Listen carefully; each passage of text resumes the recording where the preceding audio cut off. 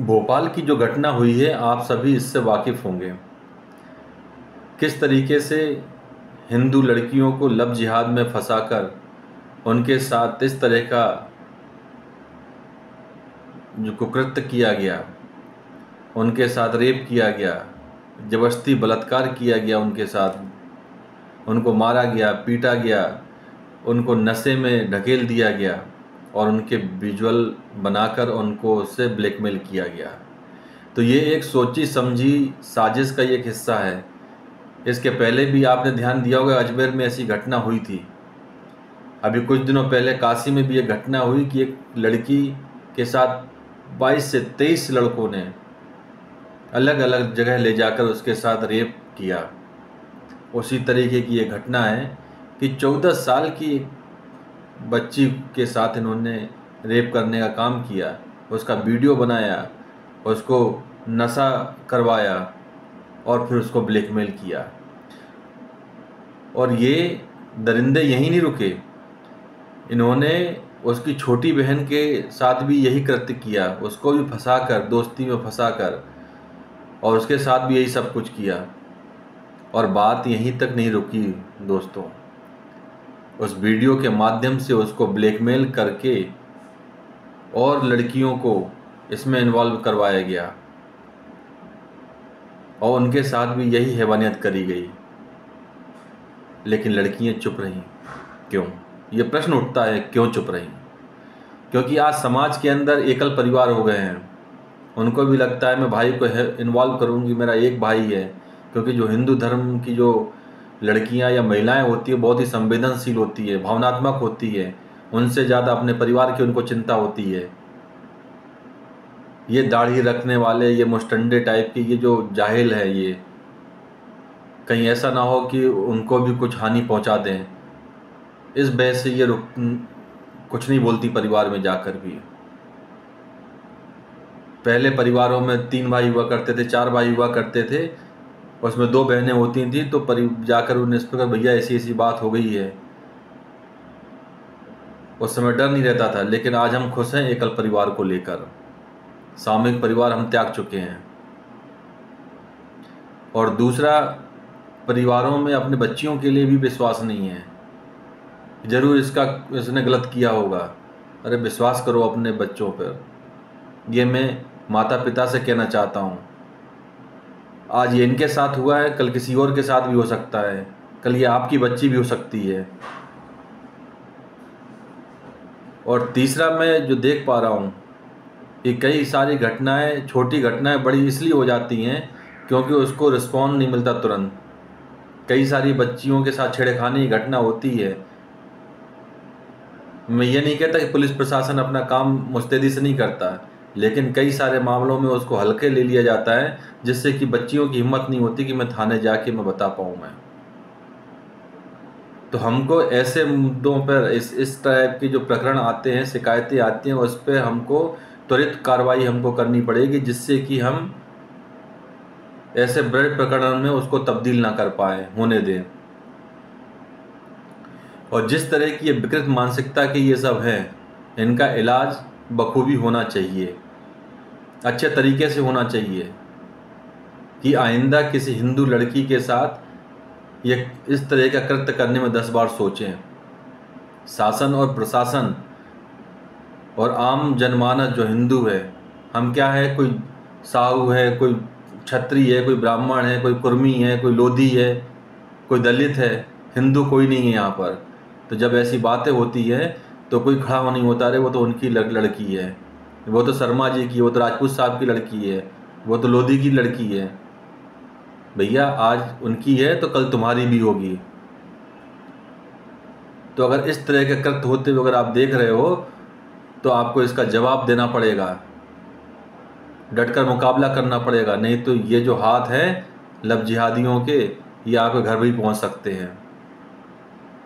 दूसरा, माता और पिताओं से मैं एक चीज़ और कहना चाहता हूँ, हमारी लड़की पढ़ रही है भोपाल के अंदर, कहीं और पढ़ रही है, तो हमारी क्षमता कितनी है ये भी तो हमको पता होना चाहिए ना। मैं ओप्पो का या फलाने का मोबाइल, एक छोटा मोबाइल में 3,000, 4,000, 10,000 का मोबाइल दिलवा सकता हूँ, लेकिन लड़की 3 महीने के अंदर एप्पल का मोबाइल लेके घूम रही है, महंगे महंगे कपड़े पहन रही है, आखिर कहाँ से, उससे कौन पूछेगा? ये माँ बाप की जिम्मेदारी है।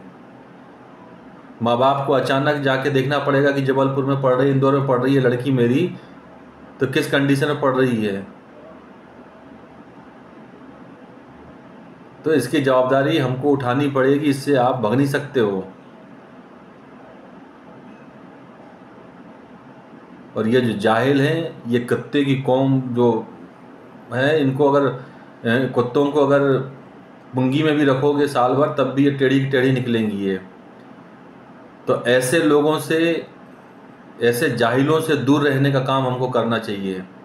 हमारी लड़कियों को बताना चाहिए कि ऐसे जाहिलों को से दूर रहो। और सबसे बड़ी बात मैं ये कहता हूँ कि मेरी जो बहनें हैं जिनके साथ ये सब हुआ है, आगे किसी बहन के साथ ऐसा ना हो, किसी हिंदू लड़की के साथ ऐसा ना हो। आप मोबाइल देखती हैं, आप सोशल मीडिया पर आप एक्टिव हैं, आप रील चलाती हैं, आप तमाम चीज़ें, तमाम खबरें देखती हैं, लेकिन उसके बावजूद भी इन जाहिलों के चक्कर में कैसे फंस जाती है, चिंता का विषय है। सब अब्दुल एक जैसे होते हैं, किसी का अब्दुल अलग नहीं होता है। ये 32 टुकड़े करके फ्रिज में रखने वाले हैं। ये आपका दैहिक शोषण करेंगे, मानसिक शोषण करेंगे, शारीरिक शोषण करने के बाद आपके आर्थिक शोषण भी करेंगे ये। और मैं इस वीडियो के माध्यम से प्रशासन से भी अपील करता हूँ कि ये जुम्बा क्लास चलाने वाले जो मुस्लिम हैं, ये जो जिम में ट्रेनर मुस्लिम बन के ट्रेनिंग दे रहे हैं, ये जो डांस क्लासेस चला रहे हैं, ये स्कूल कॉलेजों और कोचिंग संस्थानों के सामने जो मुस्लिम लड़के ठेला लगाए हुए हैं या समोसे चाय की दुकान लगाए हुए हैं, उन पे नज़र रखने की आवश्यकता है। क्योंकि हमारी लड़कियों को जो स्कूल गोइंग है, कॉलेज गोइंग है, जो कोचिंग संस्थानों में जाती हैं, ऐसी बच्चियों को बहलाने फुसलाने का काम ये 15, 16, 17, 18 साल से लेके 25, 30 साल तक के ये लब जिहादी ये कर रहे हैं। उसके ऊपर जो 30 साल से ऊपर जो महिलाएं हैं, जो जुम्बा क्लास अटेंड कर रही हैं, जो जिम में जा रही हैं, उनके लिए वो जो मुस्लिम ट्रेनर जो हैं वो उनको फंसाने का काम कर रहे हैं, पूरी कोशिश कर रहे हैं।